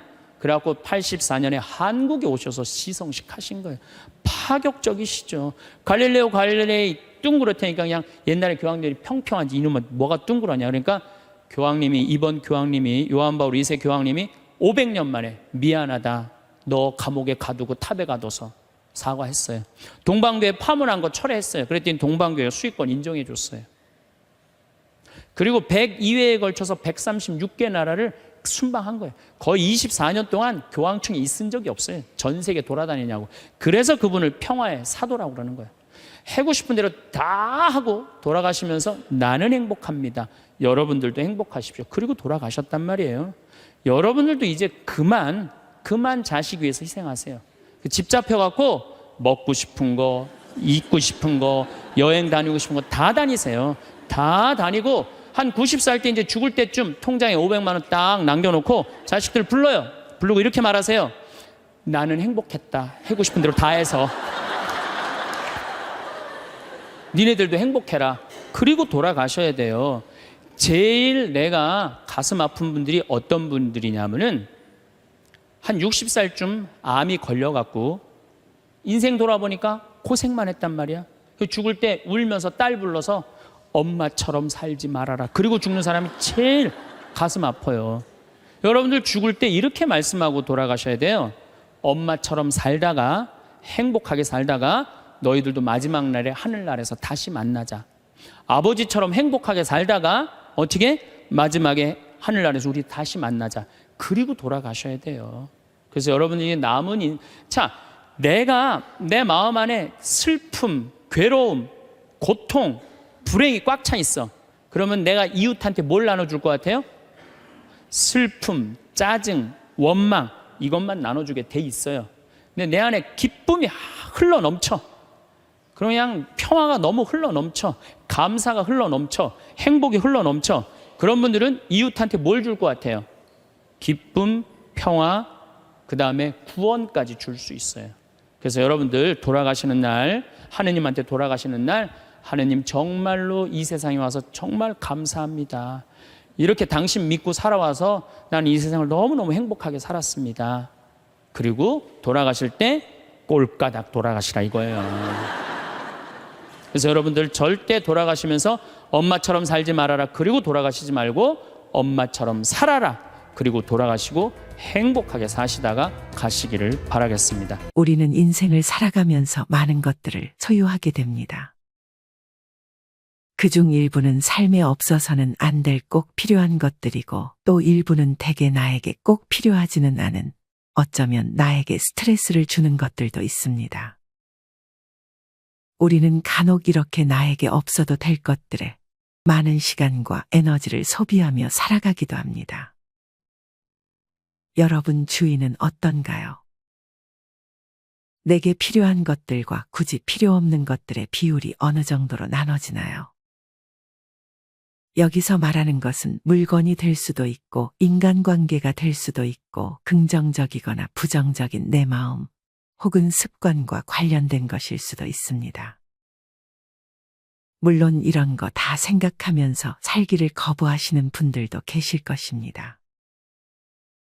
그런 분들은 앞서 말한 것 중 물건이면 물건, 습관이면 습관, 이렇게 하나만이라도 생각해보는 시간이 되었으면 좋겠습니다. 이미 몇몇 분들은 미련 없이 버리고 비워가며 홀가분한 마음으로 노후를 즐기고 있습니다. 사실 이렇게 버리는 것은 정말 쉽지 않습니다. 아무리 버리려 해도 버려지지 않는 것들도 있고 버리지 말아야 할 것들도 존재합니다. 그런 것들은 바로 버릴 필요는 없으니 천천히 생각하시며 길게 보고 결정하셔도 괜찮습니다. 하지만 이 이외에 나에게 스트레스를 주는 것들은 최대한 빠르게 끊어버리는 것이 좋습니다. 오늘은 이와 관련하여 인생 선배들이 노후에 일찍 버리지 못해 후회하는 4가지에 대해 알려드리겠습니다. 첫째는 물건에 대한 집착입니다. 특히나 혼자 거주하시는 어르신들의 집에는 정리할 것들이 많이 쌓여 있는 경우가 많습니다. 수많은 옷, 수많은 그릇, 일회용 수저 젓가락과 양은 냄비 등 요양사 분들이 가서 버리라고 말씀드려도 절대 못 버리게 하신다고 합니다. 그중 오래된 이불과 모아오신 옷을 쌓아두고 보관하시는 경우도 많습니다. 대개 자식들과의 추억 있는 물건 등 뭔가 정이 가는 물건들을 버리지 못하는 경우도 많습니다. 그 물건을 볼 때마다 추억이 생각나서 계속 간직하고 있는 것이죠. 자식들이 어렸을 때 입었던 옷들이나 같이 덮었던 이불들은 저 같아도 쉽게 버리지는 못할 것 같습니다. 하지만 이렇게 너무 많이 보관하는 것은 정신적인 측면에서도 건강의 측면에서도 좋지 못할 수 있습니다. 정리 안 된 집을 보면 스트레스로 다가올 확률이 높고 그곳에 세균들이 상당히 많을 것입니다. 추억 때문에 버리지 못하는 경우에는 사진으로만 남겨놓고 처분하는 것도 좋은 방법이 될 수 있습니다. 사실 대개 그 물건 자체보다는 그 물건을 보면 생각나는 좋은 추억들 때문에 버리지 못하는 것이기에 사진으로 남겨두었다가 추억을 느끼고 싶을 때마다 꺼내보는 것입니다. 전부 버리는 것이 힘들다면 정말 소중한 물건 딱 하나만 간직하고 처분하는 것도 좋은 방법입니다. 내 자식이 가장 즐겨 입었던 옷 하나, 장난감 하나, 선물 하나 이런 식으로 이것저것 여러 개를 간직하는 것보다 하나씩만 간직하자는 마음가짐을 갖는 것입니다. 이렇게 딱 하나만 놔두자고 마음을 먹는 것은 정리하는 것에 큰 도움을 줄 수 있습니다. 간혹 요리를 좋아하시는 분들은 똑같은 기능의 제품을 여러 개 가지고 있는 경우가 있습니다. 예를 들어 프라이팬만 10개가 넘게 있고 믹서기도 3대 이상 보유하고 계신 분도 있습니다. 사실 이 중 사용하는 것은 전체의 3분의 1 정도밖에 되지 않을 것입니다. 이렇게 자주 쓰는 것들만 남기고 나중에는 기능별로 하나씩의 제품만 가지고 있어도 크게 문제되지 않을 것입니다. 냄비의 경우 용도별로 하나씩 두면 좋습니다. 큰 냄비 하나, 작은 냄비 하나 정도 있으면 충분합니다. 큰 냄비가 쓸데없이 3개 이상 있다면 그것들을 다 사용하지 않을 뿐 아니라 공간만 차지하게 됩니다. 집이 어지러우면 위생적인 측면에서 우리를 위협할 뿐 아니라 우리의 뇌에도 나쁜 영향을 끼친다고 합니다. 우리의 뇌는 어지러운 집을 보는 것만으로도 휴식을 취하지 못하게 됩니다. 심지어 뇌를 피로하게 만듭니다. 무언가를 보는 것만으로도 우리의 의도와 상관없이 뇌는 일을 하기 시작합니다. 집에 물건이 많다면 눈에 들어오는 것이 많다는 뜻이고, 이로 인해 뇌가 일을 하기 시작해 머리가 아파지는 것입니다. 반면에 정리하는 습관은 뇌의 각성 수준을 높이고 주변 환경에 대한 통제감을 느끼게 해줍니다. 내가 통제할 수 있다는 느낌을 받으면 그 자체로 마음이 편해지고 뇌의 긍정적인 역할을 하게 됩니다. 이렇듯 버릴 것은 버리고 정리에 신경을 쓰는 것은 집이 깨끗해지는 것을 넘어 우리의 심리에도 아주 긍정적인 영향을 주기 때문에 최대한 내가 할 수 있는 선에서 천천히 차근차근 정리정돈을 시작하셨으면 좋겠습니다. 만약 버리는 것이 너무 아깝다는 생각이 든다면 중고로 당근마켓 같은 곳에서 팔아도 되고 주변에 나눠주는 것도 좋습니다. 그냥 버리면 아깝기도 하고 환경에 안 좋은 영향을 끼칠 수 있습니다. 나 말고 누군가가 대신 사용을 하게 된다면 마음이 한결 편할 것입니다. 어떤 노인분께서는 1년에 한 번 쓰는 살림들은 모두 나눠주고 했더니 집 공간도 넓어지고 단아한 분위기가 되어서 마음도 깨끗해지고 너무 만족한다는 글을 남겨주시기도 했습니다. 이것을 만약 한 번이라도 경험하게 된다면 정말 행복하다고 하니 여러분들도 딱 한 번만이라도 당근마켓에 안 쓰는 물건을 올려보거나 주변에 이 물건이 필요한 곳을 찾아 나눔을 해보세요. 뭐든 한 번 하는 것이 어렵습니다. 하지만 만약 한 번 해보고 좋은 기분을 느낀 분들이라면 물건을 나눠주는 것이 한 번에서 끝나지 않을 것입니다. 영상을 보고 실천하지 않으면 의미가 없어질 수 있습니다. 이 영상이 끝나면 필요 없는 물건을 하나 찾아 어디 팔거나 나눠줄 곳이 없는지 찾아보세요. 이 영상을 보는 시간이 낮이라면 오늘 밤이 되기 전까지 밤이나 새벽이라면 자고 일어나서 팔거나 나눠줄 물건이 없는지 찾아보시면 좋을 것 같습니다. 너무 닳아버린 물건은 그냥 과감하게 버리는 것도 괜찮습니다. 정리정돈을 잘하게 되면 앞으로 쓸데없는 지출을 막을 수 있습니다. 물건을 너무 쌓아두거나 어지럽히게 되면 내가 이미 그 물건을 가지고 있음에도 없다고 생각해 새롭게 물건을 하나 더 구매하게 되는 경우가 생길 수도 있습니다. 만약 정리를 잘 해놓고 물건들의 위치를 잘 기억해 둔다면 앞서 말한 실수는 하지 않을 것입니다. 그리고 많은 것을 한 번에 보관하게 되면 특히나 성 같은 것들은 쉽게 고장날 수 있고 뭐가 뭔지 파악하는 것이 힘들어집니다. 저 또한 이렇게 선을 한 곳에 모아두었다가 예전에 제품을 충전하는 선을 찾지 못해 포기했던 적이 많았습니다. 이러면 또 지출을 불러오게 되는 것입니다. 이뿐만 아니라 쾌적한 집에서는 내가 할 일들을 생각하고 정리하고 추진하는 데 도움이 되고 긍정적인 마인드와 에너지가 생기는 등 정리를 잘하게 되면 얻게 되는 장점이 정말 많습니다. 앞서 얘기했듯 전부 버리기만 하라는 말씀을 드리는 것이 아닙니다. 미니멀한 삶에서 평안함을 느끼는 분들도 있겠지만 평생을 함께한 익숙한 것들에 둘러싸였을 때 안정감을 느끼는 분들도 있을 것입니다. 또한 오랜 기간 그냥저냥 함께한 살림살이들을 하루아침에 정리한다는 게 쉬운 일도 아닐 것입니다. 그렇기 때문에 시간을 두고 나에게 안정감을 두는 물건들을 제외하고 스트레스를 주는 불필요한 물건만 천천히 정리하시는 것이 좋습니다. 많은 분들이 무언가를 구매하는 등 물질을 통해 나를 채우려고 하는 경향이 있습니다. 하지만 내면의 평안과 안정을 위해서 이런 사물보다는 자기를 돌아보고 성찰하는 성찰지향적인 삶을 추구하는 것이 좋습니다. 물건을 비우고 내면을 채우는 그런 노후의 삶을 누리셨으면 좋겠습니다. 일찍 버리지 못하면 후회하는 두 번째는 몸에 배어버린 안 좋은 소비 습관입니다.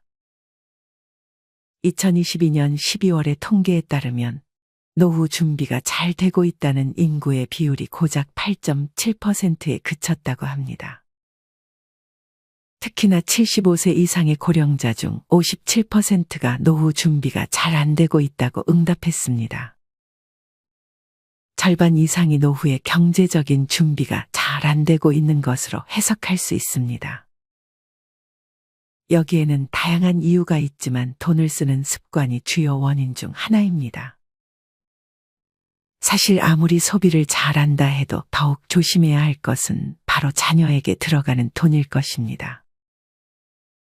이 부분을 먼저 짚고 넘어가겠습니다. 자녀에게 들어가는 돈은 대개 한 번씩 크게 들어가는 경우가 많습니다. 사교육비는 물론 등록금, 사업자금, 결혼자금 등 이 모든 것을 챙겨줘야만 부모로서의 노릇을 하는 것이라 생각하는 것은 결코 옳지 못합니다. 오히려 자식 스스로가 이런 것들을 하나씩 이룰 수 있게 만들어주는 것이 더 중요합니다. 특히나 노후 자금이 빠듯한데 이 돈을 전부 자식을 위해 쓰는 것은 정말 위험한 행동입니다. 만약에 여유가 있다면 일부는 도와줘도 괜찮지만 아무리 자식을 사랑해도 내 모든 것 전부를 주어서는 안 됩니다. 이것은 비참한 노후로 가는 지름길이니 자식 잘 되는 것만 생각해 나 자신을 희생하는 선택을 하지 마시길 바랍니다. 자식들에 들어가는 돈을 제외하고 내 소비 습관을 한번 돌아보는 것 또한 아주 큰 도움이 됩니다. 월급을 아무리 많이 받는다고 해도 그만큼 지출 관리를 하지 못하게 되면 결국 모이는 돈이 없게 됩니다. 물론 내 행복과 건강을 해치면서까지 먹을 거 아껴가면서 너무 과하게 아끼는 것은 좋지 않습니다. 너무 절약하다가 몸에 병이 날 수도 있습니다. 쓸 땐 쓰는 것이 좋습니다. 그것이 나 자신을 위한 것이라면 더욱 좋습니다. 이 이외에 내 통장에서 나가는 돈이 뭐 때문에 빠져나가는지 파악하는 것이 중요합니다. 저 같은 경우에도 예전에 이런 것들을 알지 못해 1년 동안 사용하지도 않는 것에 돈만 계속 빠져나갔던 경험이 있습니다. 최근 3개월 혹은 한 달 동안 내 카드에서 빠져나간 내역 중에 필요 없는 지출이 있는지 파악하는 것이 좋습니다. 한 달에 10,000원이어도 그것이 1년이면 12만 원이고 10년이면 100만 원이 넘어가는 큰 돈이 될 수 있습니다. 이렇게 특히나 정기적으로 나가는 지출에 대해서 확실히 파악을 하고 내가 줄일 수 있는 지출이 있다면 줄여보는 것이 좋습니다. 우리가 경계해야 할 것이 하나 더 있습니다.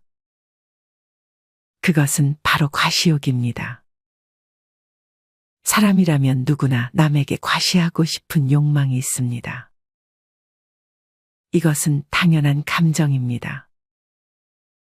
하지만 이 과시욕만을 위해 내 수입에서 무리한 수준으로 자동차를 구입하거나 명품을 구입한다면 이것이 몇 년에 한 번이면 괜찮지만 몇 달 혹은 단기간에 계속 소비를 하는 것은 정말 좋지 않은 습관이 될 수 있습니다. 차나 명품도 처음에는 내 자존감을 높여줄 수 있지만 내면이 받쳐주지 못한다면 이 자존감은 오래가지 못할 것입니다. 결국 내면이 탄탄해야 자존감이 올라가는 것이지 이런 물질적인 것에서 자존감을 찾으려는 행동은 결코 좋지 않습니다. 이렇게 자식에게 내가 너무 많은 돈을 쓰려는 것은 아닌지, 과시욕 때문에 비싼 물건에 욕심을 내는 것은 아닌지, 지출에서 지금 쓸데없는 돈이 빠져나가고 있지 않은지 한 번씩 점검해 주는 것은 나의 경제 상황에 도움을 줄 것입니다. 또한 많은 전문가들이 신용카드를 자르라는 조언을 해주기도 합니다. 신용카드를 사용하면서 돈을 더 쓰게 되는 분들은 꼭 한번 고려해 보는 것이 좋을 것 같습니다. 절약하는 습관은 대개 어려서부터 가정에서 길러지는 경우가 많습니다. 그러니 아직 어린 자식을 둔 부모님이 계시다면 자식에게 먼저 그런 모습을 보여주는 것이 좋습니다. 일찍 버리지 못하면 후회하는 세 번째는 어정쩡하고 불편한 관계입니다.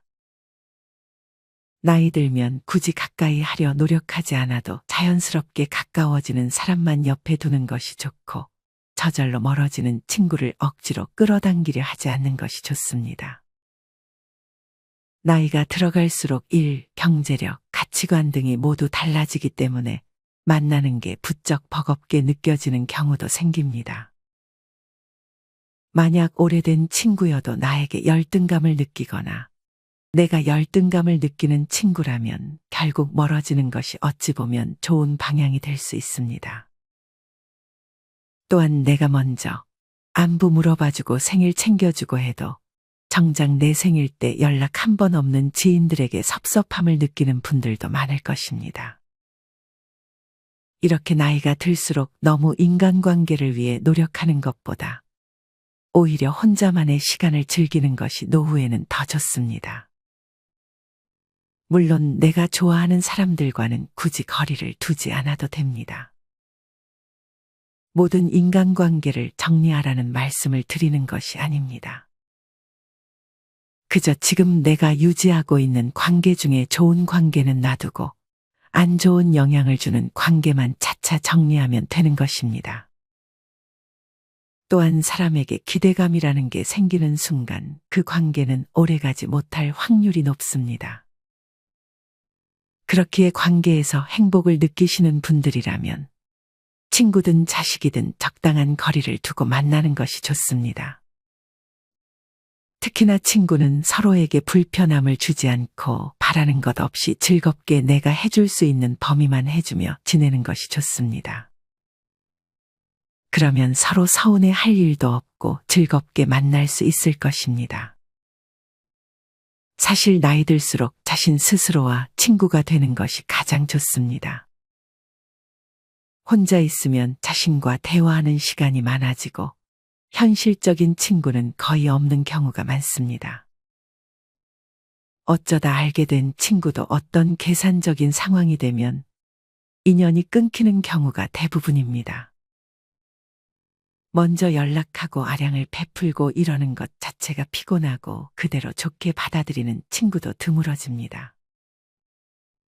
오히려 나이가 들수록 친구와의 깊은 관계보다는 이웃과 그리 깊지 않은 관계로 인사하며 사이좋게 지내는 것 자체로 좋다는 분들도 많이 계십니다. 아마 아직 이것에 반박하는 마음이 있는 분들이 계실 것입니다. 정답은 없습니다. 아무리 그래도 친구 만나는 것이 좋은 부분이 많다고 하면 굳이 정리하지 않으셔도 됩니다. 특히나 혼자 있는 것에 외로움을 많이 느끼시는 분들이라면 너무 한 번의 관계를 정리하는 것보다 먼저 혼자 있는 시간을 즐기는 방법을 차근차근 익히고 관계에 대해서 다시 생각해 보는 것도 좋습니다. 좋은 판단을 하기 위해서는 나 자신에 대해 잘 아는 것이 중요합니다. 나는 어떤 사람인지 나 자신과의 대화를 먼저 해보고 그 다음에 관계에 대해 내가 정리할 부분이 없는지 천천히 생각해 보시길 바랍니다. 일찍 버리지 못하면 후회하는 네 번째는 욕심입니다. 그 중에서 특히나 사기를 조심해야 합니다. 노후에 사기를 당하게 되면 타격이 너무 큽니다. 젊었을 때도 물론 사기를 당하면 타격이 크지만 그래도 만회할 시간이 남아 있습니다. 하지만 노후에는 수입도 많지 않을 것이고 체력도 예전 같지 않을 것이기 때문에 특히나 사기에 조심해야 합니다. 절대 고수익을 위한 투자는 하지 마시길 바랍니다. 세상에 공짜는 없습니다.